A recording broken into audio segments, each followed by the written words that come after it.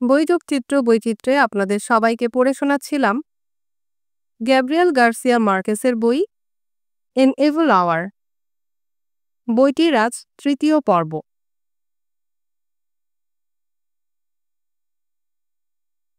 শীতটা, যার হিমেলতার সম্পর্কে আগেই জানা গিয়েছিল সেপ্টেম্বরের শেষ দিনগুলো থেকে, উইকেন্ডে এসে সেই ধারণাটা গেড়ে বসল।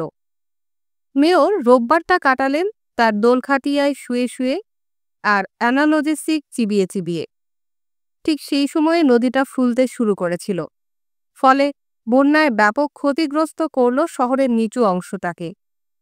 সোমবার ভোরে বৃষ্টির তীব্রতা প্রথমবারের মতন কমে আসায় শহরটায় জরুরি ভিত্তিতে প্রয়োজন হয়ে পড়ে কিছু বাড়িঘর পুনরুদ্ধারের। স্নোকার রুম আর নাপিতের দোকান সকাল সকাল খুলে গিয়েছিল, কিন্তু অধিকাংশ বাড়ির জানলা দরজা বন্ধ ছিল 11টা পর্যন্ত।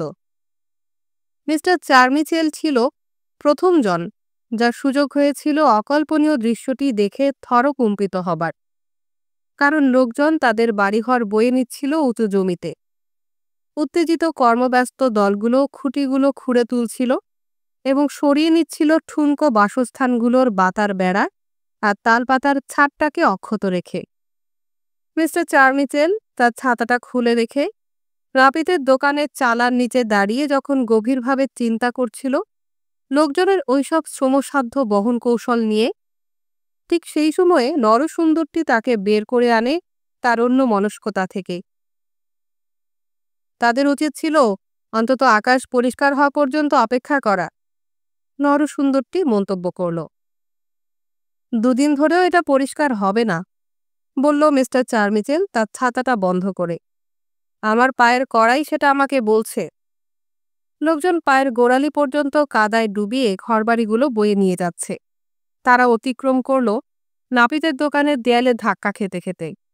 মিস্টার চার্মিচেল ভেতর থেকে জানালা দিয়ে পড়ো অবস্থায় দেখল একটি শোবার ঘর, যা পুরোপুরি সর্বশান্ত হয়ে হারিয়েছে ওটার অন্তরঙ্গতা। আর যেন এই বিষয়টিতে সে দুশ্চিন্তাগ্রস্ত আর দুর্ভাবনায় আক্রান্ত হলো আরও বিপর্যয়ের আশঙ্কায়। সময়টাকে মনে হলো ভোর 6টার মতন, কিন্তু তার পেট তাকে বলছিল 12টা বেজে গিয়েছে। সিরিয়ান মসি তাকে তার দোকানে বসবার জন্য আমন্ত্রণ জানালো বৃষ্টি চলে যাওয়া পর্যন্ত, কিন্তু মিস্টার চার্মিচেল তা প্রত্যাখ্যান করে পুনর্ব্যক্ত করল তার ভবিষ্যৎবাণীটি যে এটা পরবর্তী 48 ঘন্টা ধরেও পরিষ্কার হবে না। তারপর সেখান থেকে তক্তা বিছানো ফুটপাতের ওপরে লাফিয়ে নামার আগে খানিক ইতস্তত করল, কারণ একদল বালক যারা কাদামাটি দলা পাকিয়ে ছুঁড়ে মেরে যুদ্ধ খেলছিল, তাদের সেই কাদার গোলাবারুদগুলো ফাটছিল তার নতুন ইস্ত্রি করা প্যান্টের থেকে কয়েক ফুট দূরে। ইবলিওস! সিরিয়ান মসিটি তার দোকান থেকে বেরিয়ে এলো একটা ঝাঁটা হাতে, তারপর যুদ্ধবাজ বালকদের শাসালো আরবীয় এক বীজগণিতে। বালকেরা লাফালো ফুর্তির সাথে তাকে কোনো রকম পাত্তা না দিয়ে। ন্যাকা তুর্কি, নিজের চরকায় তেল দেগা। মিস্টার চার্মিচেল দেখল তার পোশাক অক্ষত রয়েছে। তখন সে ছাতাটা বন্ধ করল আর পাশের নাপিতের দোকানে প্রবেশ করে সরাসরি দেয়ালের দিকে এগিয়ে গেল। আমি সবসময় জানতাম যে আপনি একজন সতর্ক মানুষ, নরসুন্দরটি বলতে বলতে তার ঘাড়ে একটা তোয়ালে জড়িয়ে দিল। মিস্টার চার্মিচেল নিঃশ্বাস নিল ল্যাভেন্ডারের সুগন্ধে, যেটা তার ভেতরে জন্ম দিল ঠিক ওই একই ধরনের অস্থিরতা যা দন্তচিকিৎসার দফতরের হিমেল ভাপের কারণে ঘটেছিল। নরসুন্দরটি তার কাজ শুরু করল তার ঘাড়ের পেছনের কোঁকড়ানো চুল ছাঁটা নিয়ে। এক চাপা অস্থিরতায় মিস্টার চার্মিচেল চারপাশে অনুসন্ধান করল পড়বার মতন কোনো কিছু, কিন্তু না পেয়ে সে জিজ্ঞেস করল, তোমার সেলুনে কোনো সংবাদপত্র নেই? নরসুন্দরটি উত্তর দিল তার কাজে সাময়িক কোনো বিরতি না দিয়েই, এখন আর সংবাদপত্র এই দোকানে ঢুকবে না যতক্ষণ আমি জীবিত আছি, কারণ তার ভেতর দিয়ে ঢুকে পড়ে সরকারগুলো ফাপড় দালালি। মিস্টার চার্মিচেল নিজেকে তুষ্ট রাখল তার জুতো জোড়া, যার একপাশে পাখার মতন সৃষ্টি হওয়া নিয়ে গভীর চিন্তামগ্ন থেকে, যতক্ষণ না নরসুন্দরটি তার কাছে মতিয়ালের বিধবা সম্পর্কে জানাতে চাইল। মিস্টার চার্মিচেল নিজেও এসেছে বিধবার শহর থেকে। এককালে সে বিধবার ব্যবসা প্রতিষ্ঠানের একজন প্রশাসক ছিল, অর্থাৎ ডন চিপি মতিয়ালের মৃত্যুর পর থেকেই সে ওখানকার হিসাবরক্ষক হিসাবে ছিল বহুকাল। তিনি সেখানেই আছেন, চার্মিচেল বলল। একজন ব্যক্তি নিজেকেই খুন করে চলেছে, নরসুন্দরটি বলল, যেন সে নিজেকেই বলছে। আর ওখানে রয়ে গেছেন তিনি এক টুকরো জমি নিয়ে, সম্পূর্ণ একা, যে জমি আপনি ঘোড়ায় চড়েও 5 দিন ধরে পার হতে পারবেন না। বিধবা অনায়াসে 10টা শহর কিনতে পারেন। 3টা, মিস্টার চার্মিচেল শুধরে দিল, আর সে যোগ করল দৃঢ় প্রত্যয়ের সাথে, আর তিনি হচ্ছেন পৃথিবীর সবচেয়ে চমৎকার একজন মহিলা। নরসুন্দরটি চিরুনি পরিষ্কার করবার জন্য কাউন্টারে গেল। মিস্টার চার্মিচেল দেখল আয়নার ভেতরে প্রতিফলিত তার ছাগল মুখটি, তারপর আরেকবার বুঝতে পারল কেন সে তাকে শ্রদ্ধা করে না। নরসুন্দরটি কথা বলল, আয়নার প্রতিবিম্বের দিকে তাকিয়ে। এটা একটা উত্তম ব্যবসা। আমার দল ক্ষমতায় গিয়ে পুলিশ আমার রাজনৈতিক প্রতিপক্ষকে ভয় দেখায় খুন করা সহ, আর তখন আমি তাদের জমিগুলো যতটা সম্ভব কিনে ফেলি, তাদের পশুপালগুলো ঠিক একইভাবে আমার নিজেরই ঠিক করা দামে। মিস্টার চার্মিচেল তার মাথাটা নোয়ালো। নরসুন্দরটি নিজেকে মনোযোগ দিল পুনরায় চুল কাটাতে। যখন নির্বাচন চলে যায়, সে উপসংহার টানল, আমি 3টা শহরের মালিক, আমার কোনো প্রতিদ্বন্দ্বিতা করতে হয় না, আর একই পথ ধরে আমি প্রতিপত্তি লাভের ব্যবসাটা চালিয়েই যাই। এমনকি যদি সরকারও পাল্টেও যায়, তাতেও আমি বিন্দুমাত্র সন্দেহাতীতভাবে বলতে পারি এটাই সর্বোৎকৃষ্ট ব্যবসা। এমনকি এটা জাল টাকা বা নকল হীরের ব্যবসার চেয়েও অনেক অনেক উৎকৃষ্ট এক ব্যবসা। হোসে মতিয়াল রাজনৈতিক গোলযোগ শুরু হবার অনেক আগে থেকেই ধনী ছিলেন, বলল মিস্টার চার্মিচেল।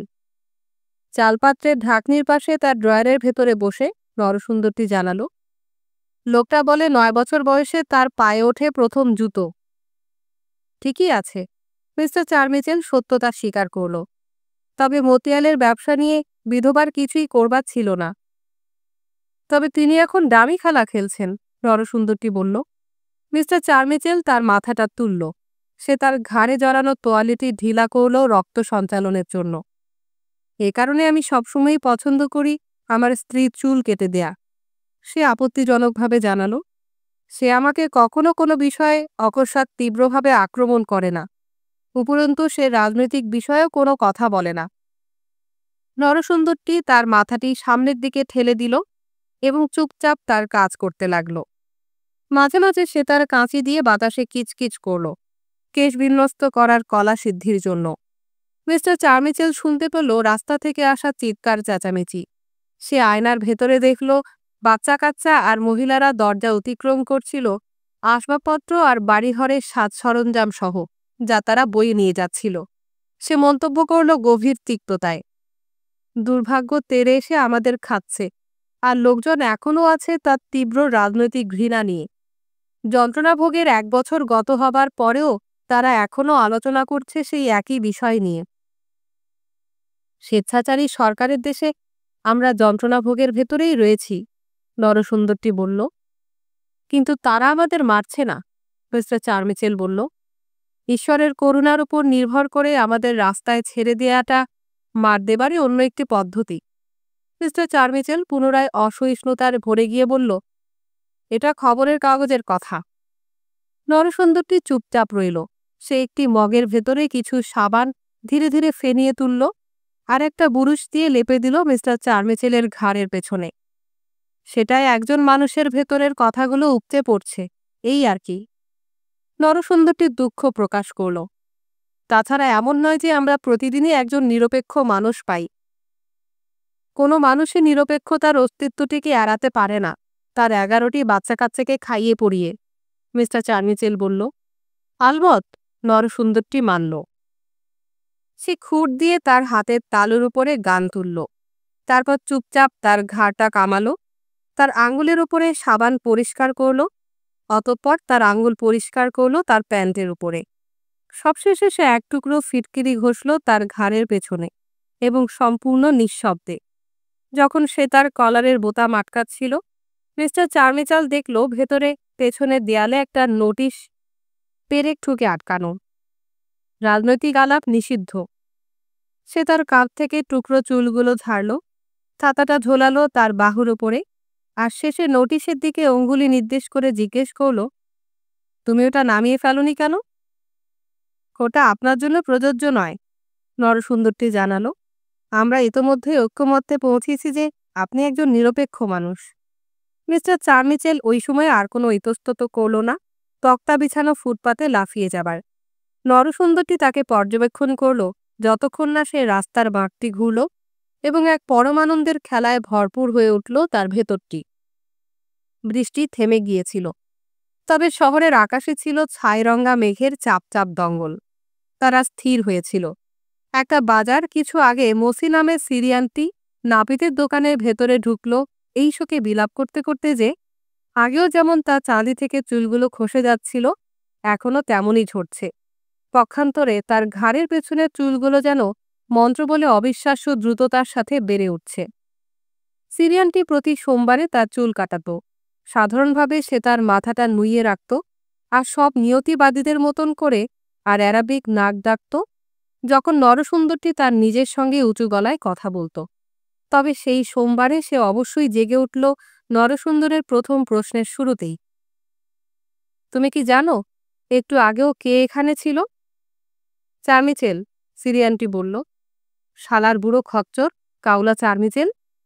নরসুন্দরটি নিশ্চিত করল এমনভাবে যেন সে ধীরে ধীরে কষ্ট সহকারে বানান করে পড়ছিল শব্দ সমষ্টি।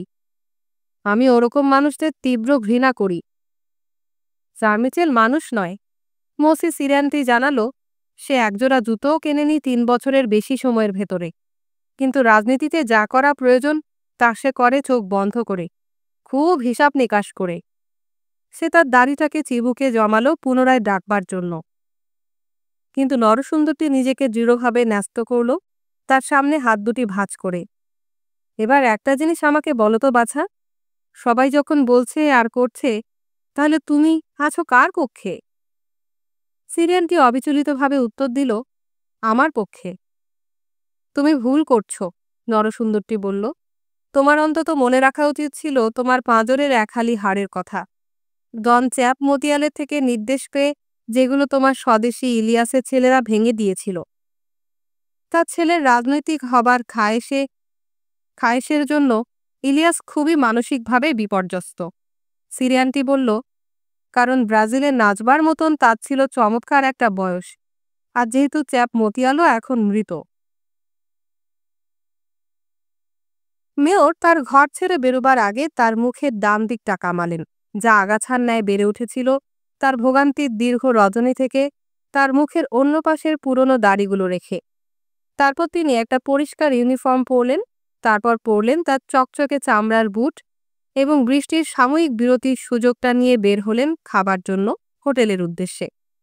খাবার ঘরে কেউই ছিল না। মেয়র তার রাস্তা করে নিলেন ছোট ছোট টেবিলের ভেতর দিয়ে আর দখল করলেন রুমটির পেছন দিকের সবচেয়ে কৌশলী জায়গাটিকে। অতঃপর তিনি ডাক দিলেন, মাস্ক।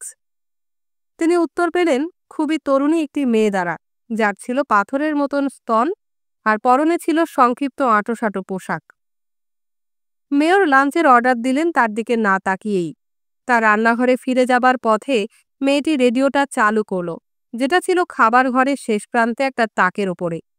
একটা নিউজ বুলেটিন শুরু হলো, একটা ভাষণের উদ্ধৃতি দিয়ে, যা প্রজাতন্ত্রের প্রেসিডেন্ট দিয়েছিল আগে রাতে। অতঃপর প্রচারিত হলো আমদানির ওপর নিষেধাজ্ঞা জারির নতুন সামগ্রীর তালিকা। গরম হয়ে উঠল আরও অসহ্য।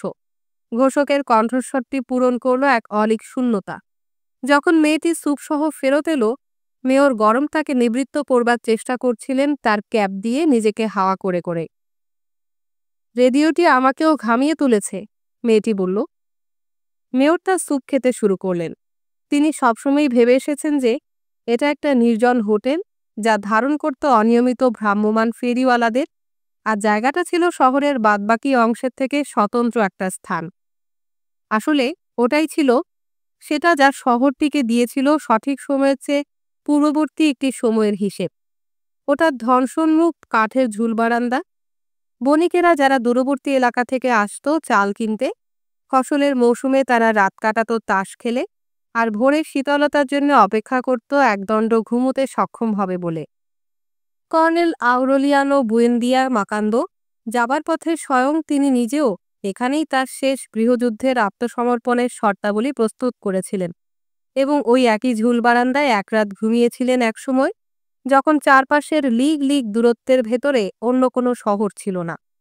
তখনও এই একই ভবনটি ছিল, কাঠের দেয়াল আর দস্তার ধাতুপাতের ছাদ, একই খাবার ঘর আর একই কার্ডবোর্ডের পার্টিশন সহ।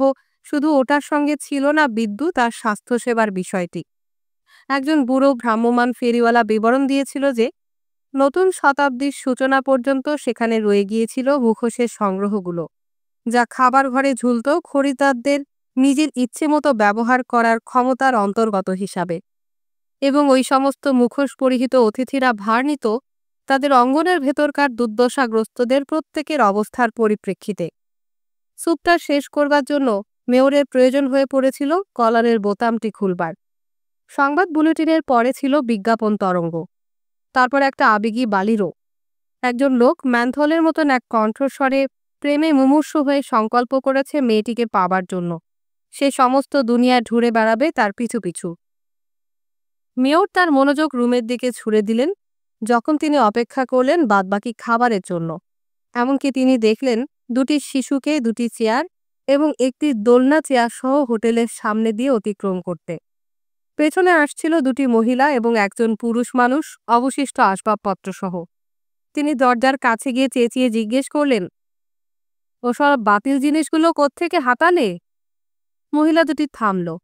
লোকটি তাকে ব্যাখ্যা করল যে তারা তাদের বাড়িঘর সমেত সরে যাচ্ছে উঁচু এলাকার দিকে। মেয়র জিজ্ঞেস করলেন কোন দিকে আবাস গাড়বে, আর লোকটি তার হ্যাট দিয়ে দক্ষিণে ইশারা করে। ওই উপরের দিকে অনেকের জন্য দন সাবাস, আমাদের থেকে 30 পেসো করে ভাড়া নেবে। মেয়র আসবাবগুলি পরীক্ষা করলেন।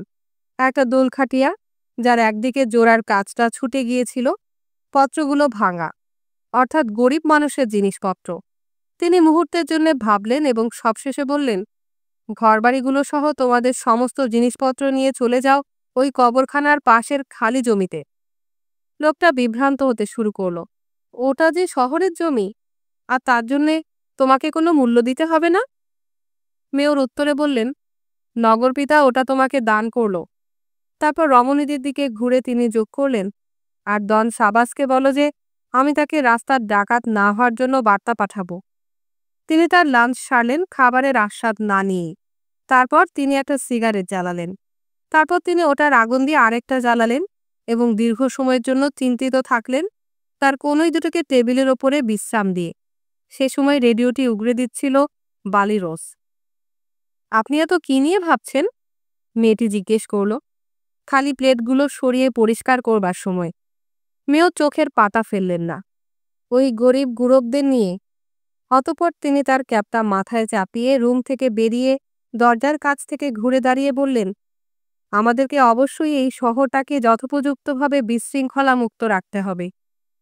সহসা রক্তাক্ত একটি কুকুর লড়াই তার চলার পথের বাধা হয়ে দাঁড়ালে তিনি খানিকটা কোণার দিকে সরে গেলেন এবং পাছা আর পায়ে জট পাকানো একটি কুকুরি দৃশ্য অবলোকন করলেন, প্রচণ্ড ঘেউ ঘেউ গর্জনের একটি ঘূর্ণি বায়ুর ভেতরে। তারপর প্রাণীদয়ের নগ্ন দন্তস্বার আর একটি কুকুর ছেঁচড়ে নিচ্ছিল তার একটি ঠ্যাং, আর তার লেজটি ছিল পেছনের দুপায়ের মাঝখানে। মেয়র একদিকে পদক্ষেপণ করলেন এবং এগিয়ে চললেন, পায়ে হাঁটা পথ ধরে পুলিশ ব্যারাকের দিকে। একজন রমণী চিৎকার চেঁচামেচি জুড়ে দিয়েছিল হাজতের ভেতরে। যে সময় প্রহরীটি ঘুমুচ্ছিল তার ফৌজি দোলখাটিয়াতে মুখ গুজে। মেয়র সেই দোলখাটিয়ার পায়ে একটা লাথি মারলে প্রহরীটা আচমকা লাফিয়ে জেগে ওঠে। সে কে? মেয়র জিজ্ঞেস করলেন। প্রহরী মনোযোগ ফিরে পেল। ওই মাগিটা যে ল্যাম্পুন লাগাচ্ছিল। মেয়র ফেটে পড়লেন এক নারকীয় গালিগালাজের তুবড়িতে তার অধস্তনের ওপর। তারপর তিনি ক্রুদ্ধস্বরে জানতে চাইলেন, কে রমণীটিকে এখানে এনেছে এবং কার নির্দেশে তারা তাকে হাজতে পুড়েছে। পুলিশরা অসংযত আর থোড়াই কেয়ার ধরনের একটা ব্যাখ্যা প্রদান করল। তোমরা কখন তাকে হাজতে পুড়েছ? তারা বলল, তারা তাকে শনিবার রাতে জেলে পুড়েছিল। ওকে। মেয়র উচ্চনাদে চিৎকার করে আর মুখ ভেঙচে বললেন, সে এখন বেরিয়ে আসুক আর তোমাদের একজন ভেতরে ঢোকো। সে হাজতখানায় ঘুমিয়েছিল আর পুরো শহর জেগেছিল কাগজ মুড়ে। যেইমাত্র লোহার ভারী দরজাটা খোলা হলো, সুস্পষ্ট হাড্ডি আর একটি উদ্ধত খোপা বাঁধা, যাতে জায়গা করে নিয়েছে একটা চিরুনি, সেটা মাথায় নিয়ে সেল থেকে চিল্লাতে চিল্লাতে বেরিয়ে এলো একজন প্রাপ্তবয়স্ক রমণী। তুমি জাহান্নামে যাও, মেয়রকে বলল রমণীটি। তারপর সে তার চুলের খোপাটি আলগা করে নিয়ে ঝাঁকালো তার লম্বা আর অঢেল চুলগুলোকে কয়েকবার করে। অতঃপর সে এত দ্রুত নেমে গেল সিঁড়িতে, যেন পালাচ্ছে কোনো ভূতে পাওয়া জায়গা থেকে, এবং সেই একই সাথে অশ্লীল সব খিস্তি খেউর চালিয়ে, লটি মাগি, বেশ্যা, খানকির ঝাড় মহাখানকি। মেয়েও রেলিংয়ের উপরে হেললেন আর তার কণ্ঠস্বরের সবটুকু জোর দিয়ে আরও উচ্চনাদে বললেন, যেন একমাত্র সেই রমণীটিকে আর তার লোকজনকে নয়, বরং সমস্ত শহরটাই যেন তাকে শুনতে পারে। আমাকে কাগজের চোদাটা বন্ধ করো। যদিও বৃষ্টির বিরোধিতা ছিল, তা সত্ত্বেও ফাদার আনহেল তার বৈকালিক ভ্রমণে বের হলেন। এটা ছিল মেয়রের সঙ্গে ধার্য করা সাক্ষাতের সময়ের আগে। বিকেলটা ভরে উঠেছিল প্রগাঢ় এক ঔজ্জ্বল্যে। হঠাৎ ঘন আর স্থির হয়ে থাকা নদী বেয়ে যেন আলকাতরার কাগজ পোড়ানো বার্ট আসছিল। প্রায় ভেঙে পড়া একটা বাড়ি থেকে একটা শিশু দৌড়ে বেরোলো চিৎকার করতে করতে যে সে একটা সামুদ্রিক খোলসের ভেতরে সমুদ্র দেখেছে। ফাদার আনহেল খোলসটি তার কানের কাছে নিলেন। সত্যি সেখানে সমুদ্র ছিল। জর্জ আর্কাদিওর বউ তার হাত দুটো পেটের ওপর ভাঁজ করে চোখজোড়া দূর নদীর বার্জের ওপরে নিবদ্ধ করে তাদের বাড়ির দরজার পাশে বসেছিল, এমন যেন সে তলিয়ে গেছে বিষম এক পরমানন্দের সাগরে। তিনটে বাড়ির পেছনে দোকান শুরু হয়েছে। সিরিয়ানরা নির্বিকারভাবে দ্বার প্রান্তে বসে আছে, শোকেসগুলোয় তুচ্ছ অলংকার, ক্ষুদ্র মনোহারী সামগ্রী নিয়ে। বিকেলটা যথেচ্ছভাবে রাঙিয়ে উঠেছিল গাঢ় গোলাপি মেঘে, আর তোতা পাখি আর বানরের তুমুল চিৎকার চেঁচামেচিতে মুখরিত হয়ে উঠেছিল দুপারের বেলাভূমি। বাড়িগুলো খুলতে শুরু করল। লোকজন একে একে আড্ডা দেওয়ার জন্য জড়ো হচ্ছিল স্কোয়ারের ধূলিধূসর কাঠবাদাম গাছের নিচে, জলখাবার এবং ঘোড়ায় টানা গাড়িগুলো ঘিরে, অথবা ফুলের কেয়ারির ভেতরে সময়ের ব্যবধান জীর্ণ হয়ে যাওয়া গ্রানাইট পাথরের বেঞ্চের উপর বসতে। ফাদার আনহেলের মনে হলো যেন প্রতি বিকেলের ওই মুহূর্তে শহরটি ঝলসে যায় অলৌকিক এই রূপানলে। ফাদার, বন্দি শিবিরের বন্দীদের কথাটা কি আপনি মনে করতে পারেন? ফাদার আনহেল ডাক্তার হিরালদোকে দেখতে পাননি, কিন্তু তিনি কল্পনায় তাকে মৃদু হাসতে দেখলেন পর্দাঘেরা জানলার পেছনে। তবে তিনি স্পষ্ট করে মনে করতে পারলেন না ছবিগুলোকে। অবশ্য তিনি এও নিশ্চিত তিনি তাদের একদা দেখেছিলেন, অথবা অন্যদের। ওয়েটিং রুমে বসুন, ডাক্তার বললেন। ফাদার আনহেল পর্দার দরজাটা ঠেলে খুললেন।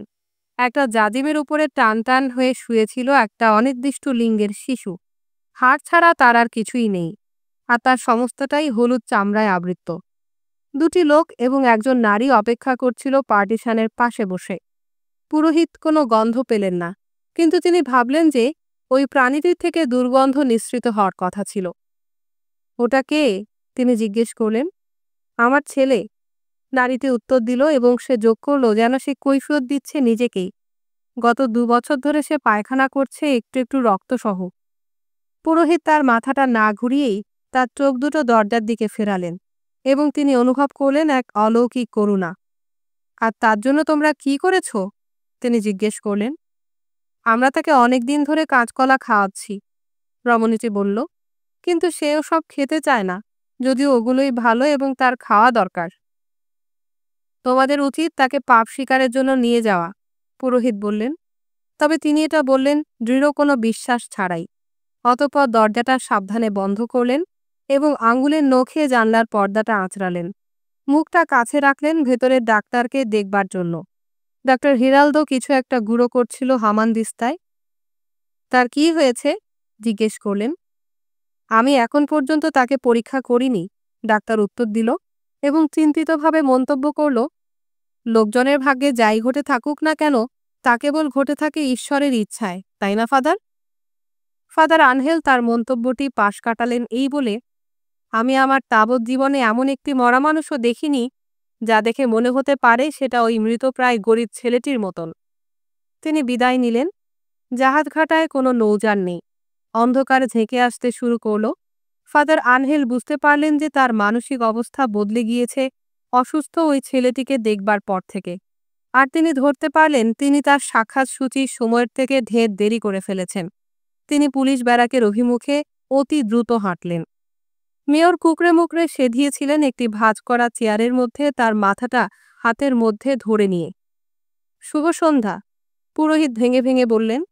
মেয়র তার মাথাটা তুললেন এবং পুরোহিত থরথর করে কেঁপে উঠলেন মেয়রের বেপরোয়া হয়ে ওঠার কারণে লাল টকটকে চোখ দুটি দেখে। তার একদিকের গালটা ঠান্ডা আর সদ্য কামানো, কিন্তু অন্য দিকটা ছিল জট পাকানো জলাময় ছাইরঙা মলমে আবৃত। তিনি ব্যথায় কুঁকড়ে উঠলেন ভোঁতা একটি কাঁচরানিতে। ফাদার, আমি নিজেকে গুলি করতে যাচ্ছি। ফাদার আনহেল অনুভব করলেন একটা অবশ্যম্ভাবী আতঙ্কের। আপনি অনেক বেশি অ্যাসপিরিন খেয়েছেন, তিনি বললেন। মেয়র পা টেনে ঘষ্টে হেঁটে গেলেন দেয়ালের দিকে, আর দৃঢ় মুষ্টিতে দুই হাতে মাথাটাকে আঁকড়ে ধরে তিনি সেটাকে প্রচণ্ডভাবে ঠুকতে লাগলেন সেই দেয়ালে। পুরোহিত এমন যন্ত্রণার প্রত্যক্ষদর্শী আগে কখনোই হননি। দুটোর বেশি বড়ি খান, তিনি বললেন। তার নিজের কিংকর্তব্য বিমূঢ় অবস্থার কারণে সজ্ঞানে তিনি প্রতিষেধকের প্রস্তাবটি করলেন। দুটোর বেশি বড়ি আপনাকে মেরে ফেলবে না। ওটাই প্রকৃতপক্ষে একমাত্র সত্য ছিল না, তবে তিনি পুরোপুরি সচেতন ছিলেন যে তিনি বিব্রতকর মানবিক বেদনার সম্মুখীন হয়েছেন। তিনি রুমের খালি মেঝেতে অ্যানালজেসিক খুঁজলেন। দেয়ালের বিপরীতে উঁচু স্থানে রয়েছে আধা ডজন চামড়ার টুল, ধুলোমাখা কাগজে ঠাসা একটা কাঁচের কেবিনেট এবং প্রজাতন্ত্রের প্রেসিডেন্টের একটা লিথোগ্রাফ যা একটা পেরেক থেকে ঝুলছে। একমাত্র অ্যানালজেসিকের চিহ্ন ছিল সেলোফিনের মোড়কগুলি, যা ছড়িয়ে ছিটে ছিল মেঝেতে। ওগুলো কোথায়? তিনি মরিয়া স্বরে জিজ্ঞেস করলেন। আমার উপরে ওগুলোর আর তেমন কোনো প্রভাব নেই, মেয়র বললেন। পুরোহিত তাকে বেশ কিছুক্ষণ ধরে নিরীক্ষণ করে পুনর্ব্যক্ত করলেন। ওগুলো কোথায় আমাকে বলুন। মেয়র প্রচণ্ড রকমের একটি কাঁপুনি দিয়ে উঠলেন এবং ফাদার আনহেল দেখলেন একটা প্রকাণ্ড আর বিকট দর্শন কিম্ভূত কিমাকার মুখচ্ছবি তার চোখ থেকে কয়েক ইঞ্চি দূরে। এসবের নিকুচি করি ঈশ্বর, মেয়র চিৎকার করে বললেন। আমি ইতিমধ্যেই কতবার করে বলেছি, অথচ তারা আমার একটু ভালোর জন্যে কোনো বালটাও করে না। তিনি মাথার উপরে একটা টুল ওঠালেন এবং সজোরে ছুঁড়ে মারলেন তার হিংস্রতার সমস্ত শক্তি দিয়ে ক্যাবিনেটের কাঁচের ওপর। ফাদার আনহেল শুধু উপলব্ধি করতে পারলেন কি ঘটে গিয়েছিল তাৎক্ষণিক কাঁচের গুঁড়ি বৃষ্টির পরে, যখন মেয়র উঠে দাঁড়াতে শুরু করলেন অশুভ আত্মায় ভর করা স্থির এক প্রেতগ্রস্তের মতন ধুলোর মেঘের ভেতর থেকে। আর সেই মুহূর্তে ওখানে ছিল কিরকম নিখুঁত নিস্তব্ধতা। লেফটেন্যান্ট, পুরোহিত বিড়বিড় করলেন। বারান্দায় যাবার দরজার ভেতরে পুলিশগুলো দাঁড়িয়েছিল তাদের রাইফেলগুলো তাক করে।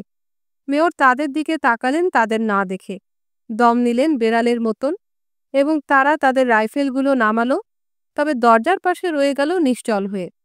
ফাদার আনহেল মেয়রকে হাত ধরে নিয়ে গেলেন ইজি চেয়ারে। অ্যাসপিরিনগুলো কোথায়? তিনি দৃঢ়ভাবে জিজ্ঞেস করলেন।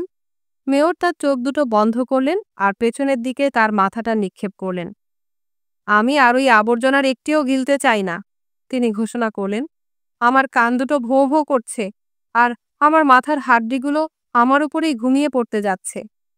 ব্যথার এক মুহূর্ত বিরামে তিনি পুরোহিতের দিকে মাথাটা ঘোরালেন এবং জিজ্ঞেস করলেন, আপনি কি দাঁত তোলার সাথে কথা বলেছেন? পুরোহিত নিঃশব্দে হ্যাঁ বললেন। তার অভিব্যক্তি থেকে যা মেয়র অনুধাবন করলেন, ওই উত্তর থেকে তিনি সাক্ষাৎকারের ফলাফল আগাম অনুধাবন করে ফেললেন। আপনি কেন ডাক্তার হিরালদোর সঙ্গে কথা বলছেন না? পুরোহিত প্রস্তাব করলেন।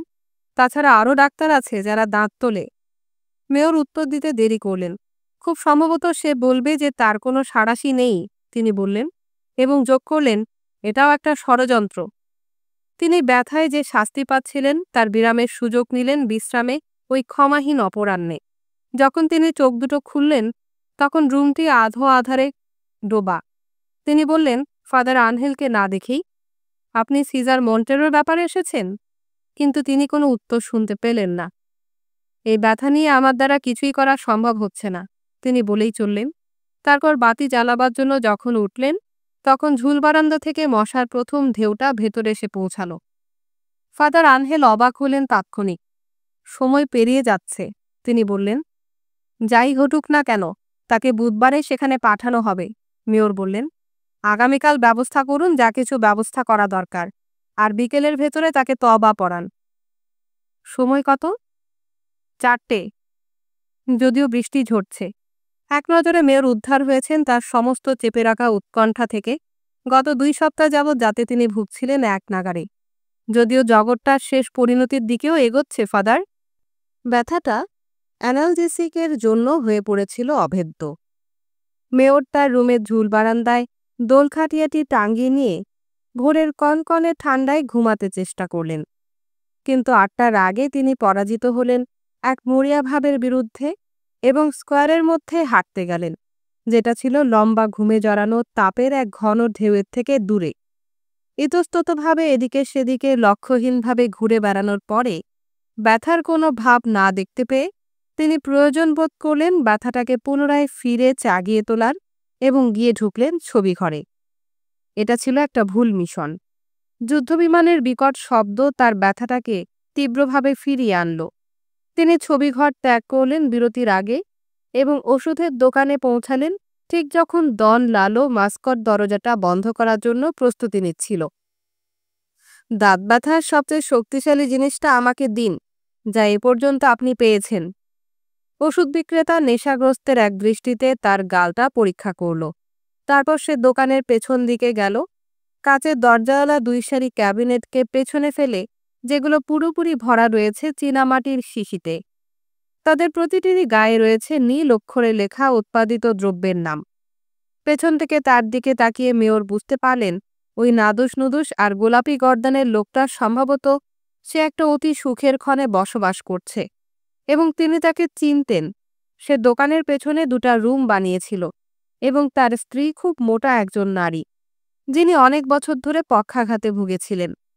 ডন লালো মাস্কট এমন একটি শিশি হাতে কাউন্টারে ফিরে এলো যে শিশির গায়ে কোনো লেবেল ছিল না, আর সেটা খোলা অবস্থাতেই ছিল এবং উগরে দিচ্ছিল সুগন্ধি লতাপাতার মিষ্টি একটি বাষ্প।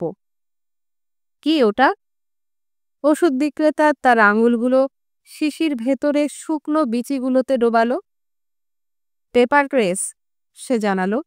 এটা ভালো করে চাবান আর রসটুকু গিলে ফেলুন ধীরে ধীরে। গিরাবাতের জন্য এর চেয়ে ভালো কিছু আর নেই। সে তার হাতের তালুতে কিছু বীজ ছেটালো আর বলল, তার চশমার উপর দিয়ে মেয়রের দিকে তাকিয়ে, আপনার মুখটা খুলুন। মেয়র অনীহা প্রকাশ করলেন। তিনি শিশিটা ঘোরালেন নিশ্চিত হবার জন্য যে ওটার ওপরে কিছুই লেখা নেই, আর তার দৃষ্টি ওষুধ বিক্রেতার দিকে ফেরালেন। আমাকে বিদেশি কিছু দিন, তিনি বললেন। এটা বিদেশি যে কোনো কিছুর চেয়ে শ্রেষ্ঠ। ডন লালো মাস্কট সাফাই গাইল। এটা একটা গ্যারান্টিযুক্ত জনপ্রিয় হেকিমি দাওয়া, যা ৩,০০০ বছরের জ্ঞান দ্বারা অর্জিত। সে এক টুকরো খবরের কাগজে বীজগুলো জড়াতে শুরু করল। তাকে পরিবারের প্রধানের মতন দেখাচ্ছিল না, বরং তাকে দেখাচ্ছিল এক মামার মতন, যে পেপার ক্রেসগুলো জড়ালো খুব পছন্দ আর যত্ন সহকারে, যেন কেউ একান্তভাবে কাগজের ছোট ছোট পাখি বানাচ্ছে তার ভাগ্নেদের জন্য। সে মৃদু হাসতে শুরু করেছিল তার মাথাটা ওঠাবার আগে। আপনি ওটা তুলে ফেলছেন না কেন? মেয়র কোনো উত্তর করলেন না। তিনি বিলটা মেটালেন আর খুচরো ফেরতের অপেক্ষা না করেই ওষুধের দোকান ত্যাগ করলেন। মাঝরাতের পরেও তিনি দোলখাটিয়ায় চড়ে ক্রমাগত এপাশ ওপাশ করে চলেছিলেন, বিচিগুলো চিবানোর দুঃসাহস না দেখিয়ে। ঠিক 11টার সময় গরমের চরম সীমায় আকস্মিক এক প্রচণ্ড বৃষ্টিঝড় শুরু হয়, যা শেষ ঘটে হালকা গুড়ি গুড়ি বৃষ্টিতে। জ্বরে জরাজীর্ণ হয়ে হিমশীতল আর আঠালো ঘামে শিউরে কেঁপে উঠে মেয়র তার দোলখাটিয়ার মুখ গুজে শুয়ে মুখটাকে খুলে রেখে অতীবভাবে প্রার্থনা করতে শুরু করলেন। তিনি গভীরভাবে প্রার্থনা করে চললেন, তার পেশিগুলোকে টান টান করে রেখে এমন এক মরণ খিঁচুনিতে হাবুডুবু খেতে খেতে। আর সচেতনে তিনি আরও আপ্রাণভাবে চেষ্টা করতে লাগলেন ঈশ্বরের সঙ্গে যোগাযোগ স্থাপনের। কিন্তু ব্যথায় তীব্র প্রকোপ তাকে ঠেলে দিল বিপরীত দিকে। তখন তিনি তার বুটজোড়া পরলেন এবং পাজামার উপরে রেনকোট চাপালেন আর পুলিশ ব্যারাকে গেলেন। তিনি ফেটে পড়লেন চিৎকারে। এক জট পাকানো বাস্তবতায় পুলিশেরা বারান্দা পথে হোঁচট খেল আর অন্ধকারে তাদের অস্ত্রগুলো খুঁজতে লাগল। তারপর যখন আলো জ্বালালো, তারা ছিল অর্ধনগ্ন, নির্দেশের অপেক্ষায় উন্মুখ। গঞ্জালিস, বরিরা, পেরালতা, মেয়র চিৎকার করলেন। দল থেকে নাম ধরে ডাকা ৩ জন পৃথক হলো এবং তারা ঘিরে রইল তাদের লেফটেন্যান্টকে। তাদের বাছাই করার সঙ্গত কোনো কারণ ছিল না তাদের একজনের মুখের আদলটি ছিল কোনো বালকের মতন, আর মাথাটা ছিল ন্যাড়া। পরনে ছিল ফ্লানেরের ছোট একটি শার্ট। অন্য দুজনও পরেছিল একই ধরনের ছোট শার্ট, তাদের বোতাম না লাগানো পুলিশি জ্যাকেটের নিচে। তারা সুস্পষ্ট কোনো আদেশ গ্রহণ না করেই একসঙ্গে 4টে করে সিঁড়ি লাফিয়ে নামতে লাগলো মেয়রের পেছন পেছন। তারপর তারা ব্যারাক ত্যাগ করলো একজনের পেছনে আরেকজন দৌড়ে। তারা রাস্তা অতিক্রম করলো গুড়ি গুড়ি বৃষ্টি উপেক্ষা করে, আর শেষে গিয়ে থামলো দাঁতের ডাক্তারের অফিসের সামনে। তারপর একসাথে সজোরে দুটো রাইফেলের বাটের ঘায়ে তারা দরজাটা ভেঙে ফেলল। ইতিমধ্যেই তাদের কেউ একজন বাড়ির ভেতরে পৌঁছে গিয়েছিল যখন প্রবেশ কক্ষের আলোটা জ্বলে উঠল। একজন ছোটখাটো টেকো মাথার লোক, যা চামড়ার উপর দিয়ে রগের ঠিকরে বের হওয়া, সে এসে পৌঁছালো পেছনের দরজায় তার অন্তর্বাসের ভেতরে, আর চেষ্টা করছিল তা স্নান করবার পরের অন্তর্বাসটা পরবার। প্রথম মুহূর্তে সে এক হাত ওপরে উঠিয়ে বিহ্বল হয়ে রইল এবং তার মুখটা খুলে যেন সে ফটোগ্রাফের ফ্লাসের ভেতরে পড়ে গেছে। তারপর সে পেছনে একটা লাফ মারল আর দুম করে গুঁতো খেল তার বউয়ের সাথে, যে তার নাইট গাউন পরিহিত অবস্থায় বেরিয়ে আসছিল শোয়ার ঘর থেকে। একটুও নড়বেন না, লেফটেন্যান্ট তার সামরিক মেজাজে বললেন। রমণীটি বলল, ওহ, তার মুখের উপরে হাত দুটো রেখে। তারপর সে ফিরে গেল শোবার ঘরে। ডেন্টিস্ট তার বাথরোবের ফিতেটা বাঁধার চেষ্টা করতে করতে প্রবেশ কক্ষে বরাবর গেল এবং একমাত্র তখনই সে কোনো রকমে দেখতে পেল পুলিশ 3টিকে, যারা তাদের রাইফেল তাক করেছিল তার দিকে, এবং মেয়র তার সারা শরীর থেকে পানি ঝরাচ্ছিল চুপচাপ। তার হাত দুটো ঢোকানো ছিল তার রেইনকোটের পকেটে। তাকে গুলি করার নির্দেশ দেয়া আছে যদি রমণীটি তার রুম ত্যাগ করে। লেফটেন্যান্ট বললেন। ডেন্টিস্ট দরজার নবটা আঁকড়ে ধরে ভেতরে বলল, শুনেছ গো মেয়ে? আর সে অতি সতর্কভাবে দরজাটা বন্ধ করল। তারপর সে হেঁটে গেল ডাক্তারি অফিসের দিকে, মলিন বেতের আসবাবগুলো পেরিয়ে, রাইফেলের নলগুলির ধোঁয়াটে চোখের নজরবন্দিতে। দুজন পুলিশ তার থেকে এগিয়ে গেল অফিসের দরজা বরাবর। একজন বাতিটা জ্বালল, অন্যজন সরাসরি গেল কাজ করবার টেবিলের দিকে আর ড্রয়ার থেকে একটা রিভলভার তুলে নিল। অবশ্যই আরেকটি আছে, মেয়র বললেন। তিনি প্রবেশ করলেন শেষে, ডাক্তারের পেছনে। দুজন পুলিশ দ্রুত আর বিবেকবুদ্ধি সম্পন্ন এক তল্লাশি চালালো। সে সময়ে তৃতীয়জন দরজাটা পাহারা দিল। তারা যন্ত্রপাতির বাক্সটা কাজ করবার টেবিলের ওপর ঢালল। বিক্ষিপ্তভাবে মেঝের উপরে ছোটালো প্লাস্টার মণ্ড, অসমাপ্ত নকল দাঁত, খোলা দাঁত আর দাঁতের সোনার আবরণগুলো, আর খালি করল চীনামাটির শিশিগুলো যা ক্যাবিনেটের ভেতরে ছিল, আর দ্রুত তাদের বেয়োনেটের তীক্ষ্ণ আঘাতে চিরে নাড়িভুড়ি বের করে ফেলল ডাক্তারি চেয়ারের অয়েল ক্লথ, কুশনের আর রিভলভিং চেয়ারের স্প্রিং আটা গদির। ওটা লম্বা ব্যারেলের 38, মেয়র সুনির্দিষ্টভাবে উল্লেখ করলেন। তিনি দাঁতের ডাক্তারকে তন্ন তন্ন করে পরীক্ষা করলেন। এটাই ভালো হতো যদি তুমি খোলাখুলিভাবে বলে দিতে ওটা কোথায়, তিনি তাকে বললেন। আমরা বাড়িটাকে একান্তে ছিঁড়ে ফুঁড়ে ফেলার প্রস্তুতি নিয়ে আসিনি। সোনালি ফ্রেমের চশমার পেছন থেকে দাঁতের ডাক্তারের নিষ্প্রভ আর সরু চোখজোড়া তার কিছুই প্রকাশ করল না। আমার পক্ষ থেকে কোনো তাড়াহুড়ো নেই, সে নিরুদ্বেগে বলল। আপনার যদি ওরকম মনে হয় তো ছেঁড়াফোড়ার কাজটা চালিয়ে যেতে পারেন। মেয়র যেন বিস্মৃত স্তব্ধতায় একটা বাড়ি খেলেন। কাঠের তক্তা দিয়ে অপরিকল্পিতভাবে তৈরি ছোট রুমটি আর একবার পরীক্ষা করবার পরে তিনি চেয়ারটা ঘুরে দেখলেন তার লোকজনদের কান ফাটা গলায় নির্দেশ দিতে দিতে। তিনি একজনকে পাঠালেন রাস্তার দরজার পাশে, অন্যজনকে অফিসের প্রবেশদ্বারে এবং তৃতীয়জনকে জানালার পাশে।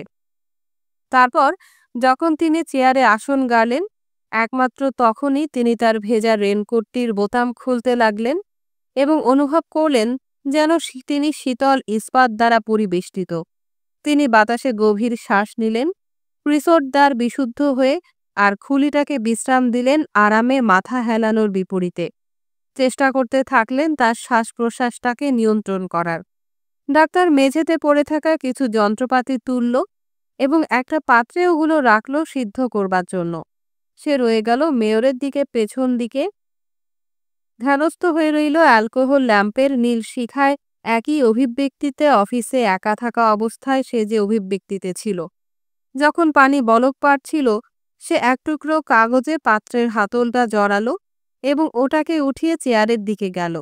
তার পালাবার পথটি বন্ধ ছিল একজন পুলিশ দ্বারা। ডাক্তার তার পাত্রটা নিচু করল বাষ্পের উপর দিয়ে মেয়রকে দেখবার জন্য, আর বলল, এই গুপ্তঘাতককে কোথাও যাবার নির্দেশ দিন, যেখানে সে রাস্তার মধ্যে থাকবে না। মেয়রের একটি সংকেতে পুলিশটি জানালা থেকে সরে গেল চেয়ারটার কাছে যাবার পথ সুগম করবার জন্য। ডাক্তার দেয়ালের বিপরীতে একটা চেয়ার ওঠালো এবং পা দুটো একান্তে রেখে বসল। রাইফেলটা একদিক থেকে অন্যদিকে ঘুরে গেল, সতর্ক পাহারা একটুও শিথিল না করে। ডাক্তার বাতি জ্বালল। হঠাৎ আলোয় চোখ ধাঁধিয়ে মেয়র তার চোখ দুটো বন্ধ করলেন আর মুখটা খুললেন। ব্যথাটা আগেই থেমে গিয়েছিল। ডাক্তার অসুস্থ আক্কেল মাড়িটির অবস্থান বের করল। তার তর্জনী ব্যবহার করে তপ্ত আর লাল হয়ে ওঠা গালটা একপাশে সরিয়ে আর অন্য হাতে আলোটা ঘুরিয়ে ফিরিয়ে রোগীর উদ্বিগ্ন নিঃশ্বাসের প্রতি পুরোপুরি অসাড় থেকে। তারপর সে তার হাতটা কোণেই পর্যন্ত গোটালো আর আক্কেল মাড়িটাকে তোলার জন্যে প্রস্তুত হলো। মেয়র কবজি দিয়ে খপ করে তাকে ধরলেন। অ্যানাস্থেসিয়া, তিনি বললেন। তাদের প্রথমবারের মতন চোখাচোখি হলো। আপনার লোকজন অ্যানাস্থেসিয়া ছাড়াই খুন করে, ডাক্তার নরম স্বরে বলল।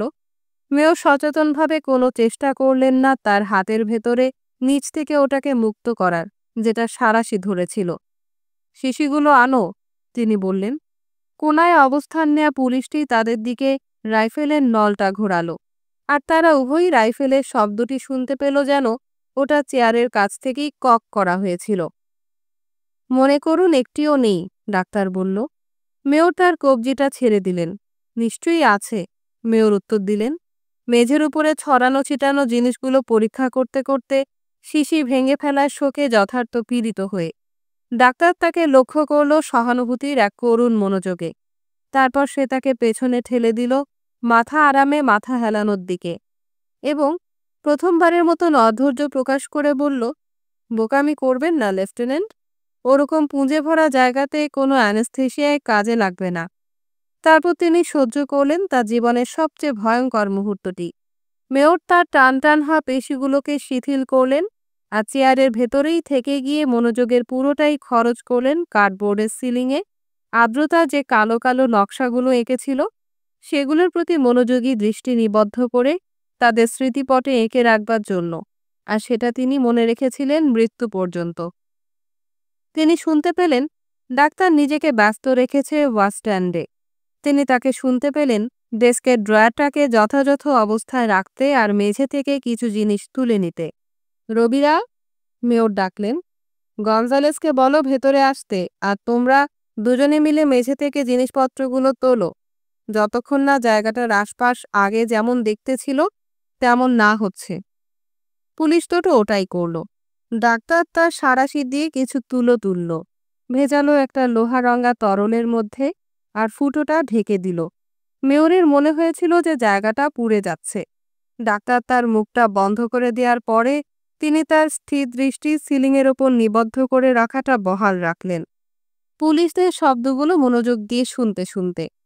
যেহেতু তারা চেষ্টা করছিল পুনর্গঠনের, স্মৃতি থেকে অফিসটার খুঁটিনাটি সাজসজ্জার ব্যাপারে অতি যত্নশীলভাবে বিন্যস্ত করতে। গির্জার ঘণ্টাঘরের ঘণ্টায় দুটো ঘা পড়ল। জলাভূমির লম্বা ঠোঁটের একটি কালিউ পাখি 1 মিনিট পেছনে বুড়ি বৃষ্টির মর্মধ্বনির ভেতরে সময়ের ঘণ্টাটা পুনর্ধ্বনিত করল। তার 1 মুহূর্ত পরে তারা শেষ করে ফেলেছে জেনে মেয়র একটি ইঙ্গিত করে নির্দেশনা দিল, যার অর্থ তার লোকজনদের ব্যারাকে ফিরে যাওয়া উচিত। ডাক্তার সারাক্ষণ বসেছিল চেয়ারটার পাশে। যখন পুলিশ দুজন চলে গেল, সে দাঁতের মাড়ি থেকে তুলোটা তুলে নিল। তারপর সে ল্যাম্পের সাহায্যে মুখের ভেতরটা পুঙ্খানুপুঙ্খভাবে পরীক্ষা করে দেখল। চোয়ালটা যথাস্থানে বসালো আর আলোটা সরিয়ে নিল। সবকিছুই শেষ হলো। ছোট গরম রুমটার ভেতরে সমস্ত কিছুই রয়ে গিয়েছিল, এবং তখনও ছিল ওই অদ্ভুত অস্বস্তি যা ঝাড়ুদারদের কাছে পরিচিত ছিল। ওই নাট্যমঞ্চের ভেতরে শেষ অভিনেতাটিও যখন চলে গিয়েছিল। অকৃতজ্ঞ, মেয়র বললেন। ডাক্তার তার হাত দুটো পকেটে পুরল আর তাকে পাশ কাটিয়ে যাবার জন্যে পেছনে পা ফেলল। এই বাড়িতেই ছাড়বার নির্দেশ ছিল, মেয়র বলে চললেন, আলোর বৃত্তের পেছনে তার চোখ দুটি দিয়ে তালাশ করতে করতে। সুস্পষ্ট নির্দেশনা ছিল খুঁজে বের করার অস্ত্র আর গোলা বারুদের মজুদ আর দেশজুড়ে ষড়যন্ত্র করার বিস্তারিত প্রমাণ সহ। তিনি তার তখন পর্যন্ত আর্দ্র হয়ে থাকা চোখ দুটো নিবদ্ধ করলেন ডাক্তারের ওপর আর যোগ করলেন, আর আমি ভেবেছিলাম যে আমি ঠিক জিনিসটাই করছি ওই নির্দেশটি অমান্য করে, কিন্তু আমি ভুল করেছি। বিষয়গুলো এখন বদলে গিয়েছে। বিরোধীরা অঙ্গীকার করেছে আর প্রত্যেকেই শান্তির ভেতরে বসবাস করছে। আর এখন পর্যন্ত আপনি একজন ষড়যন্ত্রীর মতন কার্যক্রম চালিয়েই যাচ্ছেন। ডাক্তার তার হাতার সাহায্যে চেয়ারের গতিটাকে শুষ্ক করল আর ওটাকে উল্টিয়ে রাখল যেদিকে ওটার সর্বনাশ হয়নি। আপনার মনোভাব শহরটার জন্য ক্ষতিকর, মেয়র বলে চললেন গতিটার দিকে আঙ্গুল নির্দেশ করে, গালটার দিকে ডাক্তারের চিন্তিত দৃষ্টির প্রতি কোনরূপ মনোযোগ না দিয়ে। এখন নগর সরকার ব্যস্ত হয়ে পড়েছে এই সমস্ত গোলযোগের জন্য টাকা খরচ করতে, এবং অতিরিক্ত খরচ করতে হচ্ছে রাস্তার দিকে দরজার জন্য। প্রচুর টাকার পুরোটাই সবই আপনার একগুঁয়েমির কারণে। এখন ওসব নয়, বরং ফেনুগ্রিক জলে আপনার মুখটা ধুয়ে ফেলবেন, দাঁতের ডাক্তার তাকে স্মরণ করিয়ে দিতে বলল।